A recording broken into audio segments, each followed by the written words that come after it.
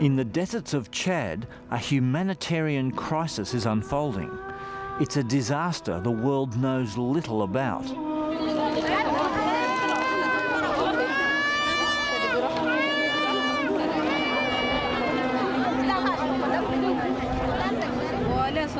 Tens of thousands of refugees from the Darfur region in Sudan, fleeing a slaughter by the Sudanese government and its militia allies, have trekked across the border. They've witnessed unspeakable crimes.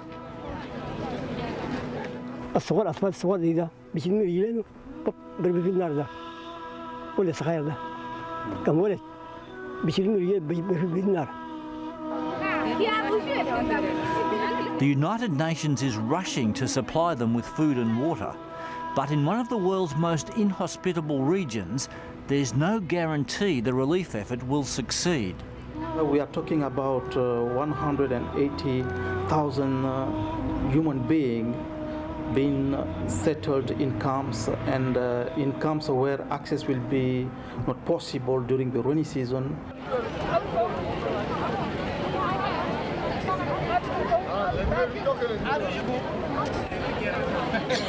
If the operation falters, thousands may perish, including the very old and the very young. Today we have more than 100,000 people at risk of starvation. The only way to judge the magnitude of the problem in Chad involves a bone-jarring journey in scorching heat across hundreds of kilometres.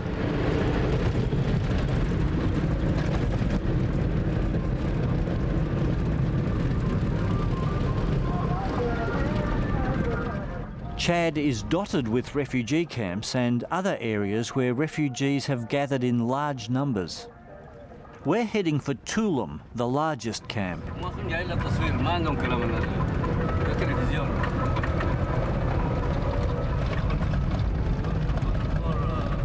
This truck is carrying precious cargo there, food from the UN's World Food Programme.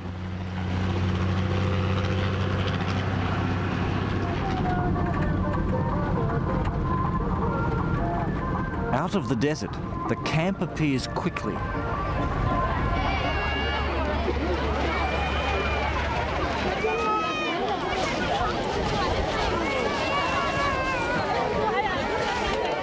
The food is offloaded by local aid workers and given to those who've been registered.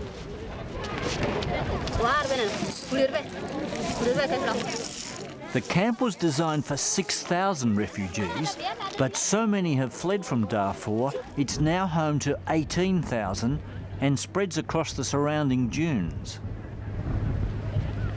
The relief workers here all but overwhelmed by a tide of hungry, thirsty people.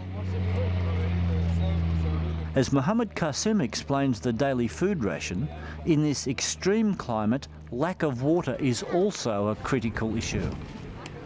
Oui, c'est un problème parce que nous n'avons pas, en matière d'eau par exemple, la quantité évaluée par jour et par personne. Nous, on pensait avoir peut-être le nombre de 8 000, on planifie pour 8 000, on se retrouve avec 12 000 ou 13 000. Il y a eu une semaine encore, je crois, entre 19 et 27 avril, il y avait l'afflux massif des spontanés. In fact, just trying to establish how many refugees there are is a big headache. Khadija Adam Salim. Khadija Adam Salim. Khadija Adam Salim. To make the camp function efficiently, it's crucial that relief workers register all the refugees and hand out registration cards. Fatima Isaac Bargi. Fatima Isaac Bargi. Fatima Isaac Bargi. But on this occasion, no one seems to be around to take the cards, causing yet more confusion. And there's a bigger problem looming. The rainy season is about to begin. Mais on souhaite qu'avant qu'il y ait pluie, parce que les grands camions ne peuvent pas venir, parce que pendant la saison de pluie, les voies sont coupées. لم يلد ولم يولد ولم يكن له كفوا أحد الله أكبر. On the fringes of the camp, there's less chaos and space for quiet prayer.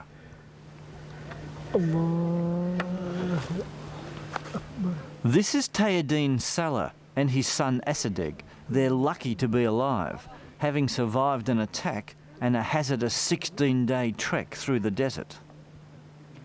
We are very poor people in Darfur, and government and soldiers Omar al-Bashir and Arab Janjaweed or militia, all these efforts attack us to our village, or our village fired and burned by the fire, and also they kill all people, the poor people in this our villages. The Sudanese government seems determined to drive out 3 marginalised ethnic groups. شاب كبير كم قاعد بقتلوه سوالي أجلس الكبار بقتلوه نسوينا ولده بعيال الصغار قاعدين في الجنوب قاعد ده توجه تكب بقتلوه وبعدين ولا كم رجل بالنار كم بيت صغار ده كل بحر إنجل بدين بيشيلوه وبعدين كل يوم بالطائرة فوق طائرة والتيب ده عرب جميل بالجمال بخيل كله بعلم بقروشه وبعربات كله أداه وقود أداه وبعلم خيل بكتير بخيل وجمال وهو بفوق بالطائرة.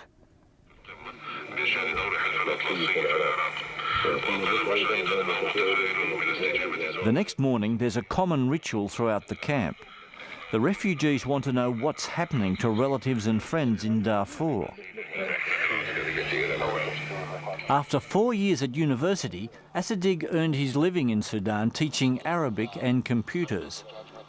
Now my future is very bad future maybe, because we left all our jobs and anything there in Darfur, and until now there's no green light for peace. Because of this, we are very worried from our future. It is almost now extremely impossible, I would say, to know exactly who is who along the border. And it's not just the refugees worried about the future. Jean-Charles Day is the Deputy Director of the UN's World Food Programme in Chad. What's the main problem we have now is that we need food right now, immediately. And this is also, if food comes late, the only option we will have is by road through the northern corridor or by air. And the northern corridor will request a very high amount of money, and by air is no comment. You know how it will be expensive. We need to find a good fleet of trucks then to go, because private transport, they don't have reliable trucks. Total amount of money required is about is exactly 30.5 million US dollar, and we are resourced up to 53%. So which means that we need the second half to be able to really confirm what will happen really. Not enough food, money or reliable trucks. It's a bleak scenario, made worse because relief agencies have consistently underestimated the size of the problem. Their first plan was for 20,000 refugees. Now there's at least 180,000, and more people cross the border each day. The situation now is a bit desperate, and we are continuing to struggle within several difficulties.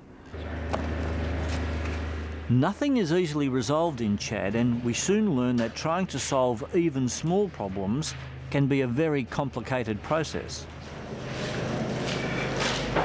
70 kilometres away are the people who designed the Tulum camp, relief workers from Norwegian Church Aid. They've got several truckloads of vital water drilling equipment arriving at their compound. But now there's another water problem. Someone's taken the bottled water belonging to the trucker's boss, and he's not happy. His complaints bring the Norwegian team's work to a complete standstill. C'est impossible, un gars de dehors vient rentrer, il ne prend pas autre chose, il prend mon eau. Donc nous, les gens qui travaillent ici aussi, ils prennent l'eau. Le gardien est là pourquoi? Il garde les choses. Oui, bah alors il faut. Donc il est là pour garder les choses. Moi j'ai demandé le gardien, il dit c'est vous, c'est ça. Well, the guard apparently said we drank it. But we have no idea. Everything that is not ours. Oui, tu es arrivé au bon moment. C'est logistique, non? Before the dispute is resolved, a far more serious problem arises. Someone has put a rocket-propelled grenade on the road outside. The explosive is on a truck route, and it's also where children cross on donkeys. We passed through 4 or 5 times this morning because we were looking for water, and suddenly I saw that. I said, "Oh, jeez!" Somebody has put these explosives along the road, and then they remove it after 3 or 4 days, and it turns up to be, and then the same explosives we will see someplace else. So it's a sort of game they're playing. Dangerous game. It's a dangerous one, is. The Norwegians have been in dispute with local authorities over access to water and wonder if the rocket reflects the continuing friction. It's a very sensitive issue and they're tight-lipped about it. So who would do that? I don't know. It's. I can only guess, and I don't want to guess.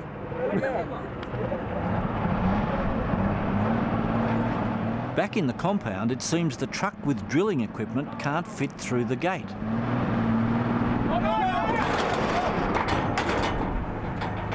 Parce que si c'est un vrai chauffeur, il peut le faire rentrer facilement comme ça. Il faut que vous preniez ce chauffeur là-bas. Non, moi je n'ai pas aucune responsabilité d'ici. Moi, j'ai la responsabilité du bâtiment seulement. Si c'est cassé, quelqu'un va prendre la responsabilité. Si ce n'est pas cassé, pas de problème. Pourquoi il ne peut pas tourner et venir directement?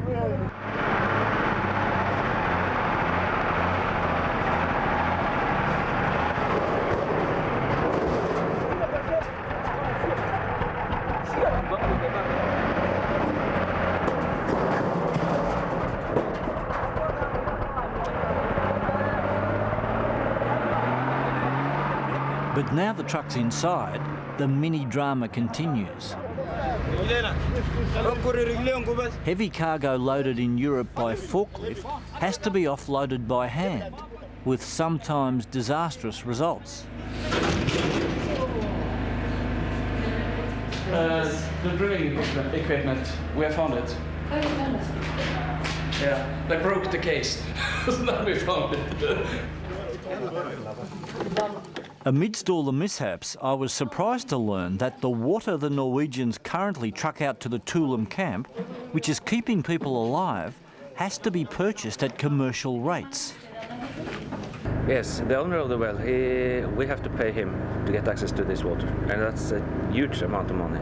So we are now struggling to develop boreholes in Tulum, so we can start distributing water in a normal way, locally in Tulum, instead of using trucks to transport water from Iriba towards Tulum. How important is it that you get that drilling underway? It's very important. It's only 3-4 weeks until the rainy season starts, and we have to complete the boreholes in Tulum before the rainy season. So without this equipment, we might have to consider moving 17,000-18,000 people out to Tulum to another site. Moving an entire camp would be another logistical nightmare. Katie, is relief work always this difficult? No, I've worked in other contexts where it hasn't been quite so stressful. All this and it's only 9 o'clock. That's right. Yeah, we've had and Sunday morning as well.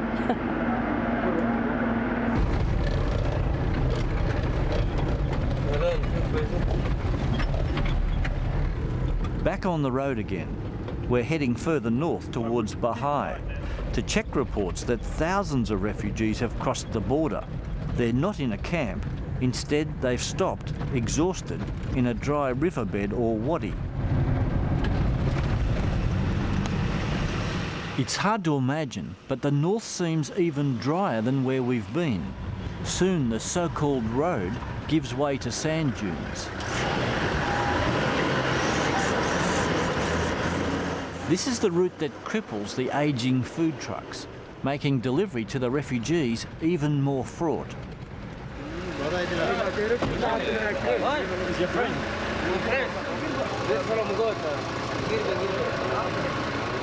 Midway through the journey, a flat tyre gives us a chance to meet the locals.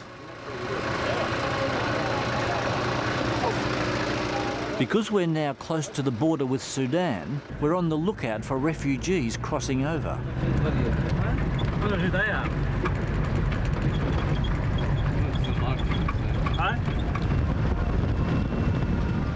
And it's not long before we see small groups camped in the sand. And here's the Wadi, the actual border. On the left is Sudan, the other side is Chad. It's the scene of past conflicts and so dry that the donkey behind the children has died of thirst overnight. It's a grim scene in the Wadi.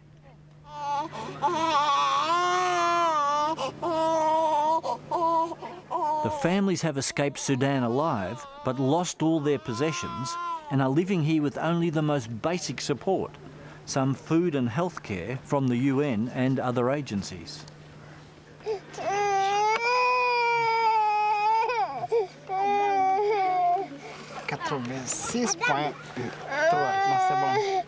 C'est bon? We're doing a nutrition and mortality survey in the camps here, in the Sudanese refugee camps. To find out what? We're looking at rates of malnutrition. These staff from the Centre for Disease Control in the United States later tell us that 27% of kids in the Wadi under the age of 5 are malnourished.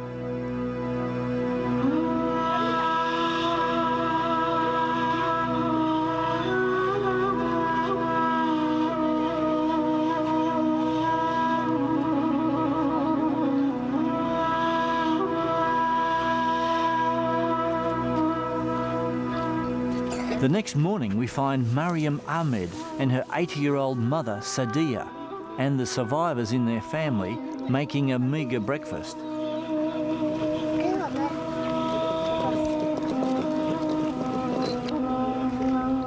Sadia's son was killed by government soldiers and the Janjaweed militia.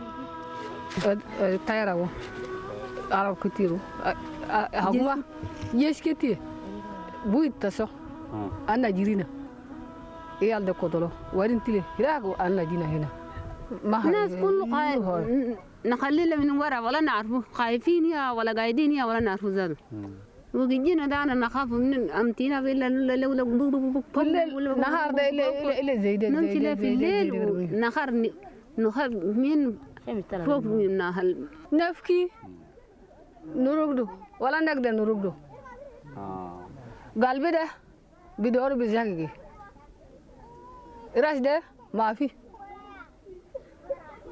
ولادي ما في نبكي تي حاجه كده ولا نعرف ادنا ايتي تيله وانا جيره شي كلفاته ولا نعرف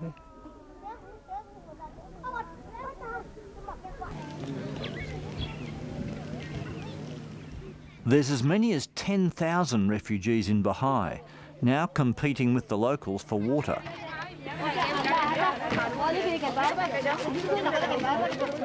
And this is the only well in this part of the Wadi.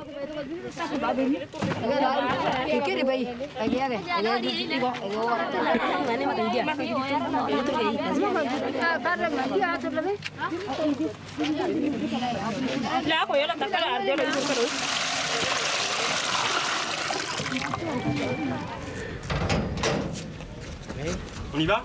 On y va, oui. On les laisse travailler et nous on y va? A few hundred metres away, at the small compound of the United Nations High Commissioner for Refugees, Axel Melanon is a man under great pressure. He's responsible for all the refugees in Bahai and about 7,000 more camped further north.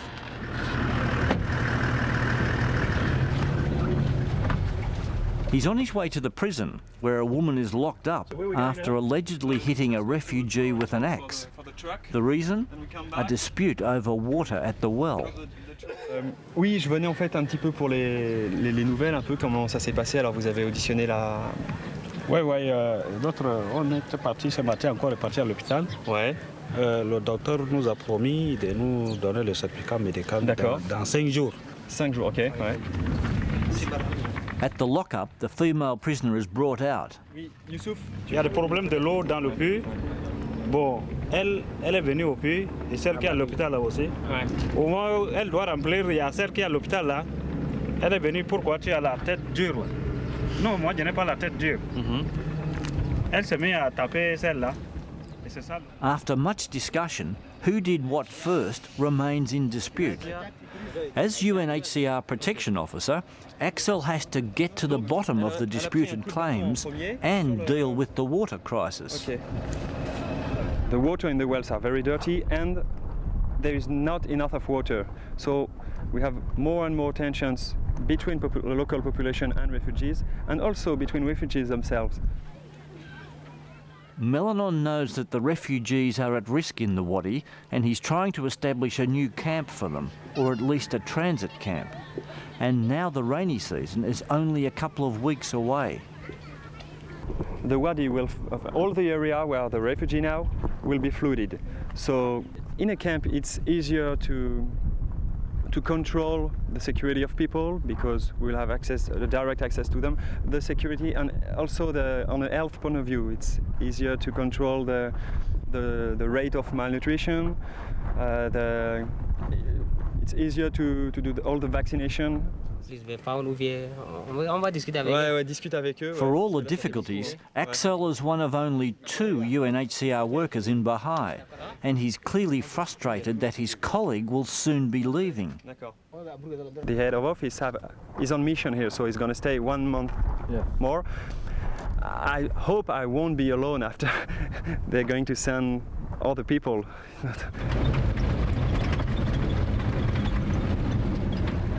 We're heading back now, several hundred kilometres to the capital, N'Djamena, but we soon find another reminder of the crisis. These people huddled in 45-degree heat just outside a small town. It's like a scene from the Ethiopian famine of 1984, except no one is yet dying of starvation. The UN knows about their plight and wants to move them to a camp. With the UN thinly stretched in Chad and more refugees arriving each day, it's hard to imagine what the situation will be like in a few months' time. Can we say you're facing something of a disaster here? A disaster, no. I think that we don't give up. We're not giving up. We are still fighting, and we will continue fighting up, and we also will cope with the situation. But our coping mechanisms will be as good as the international community will be supporting our effort.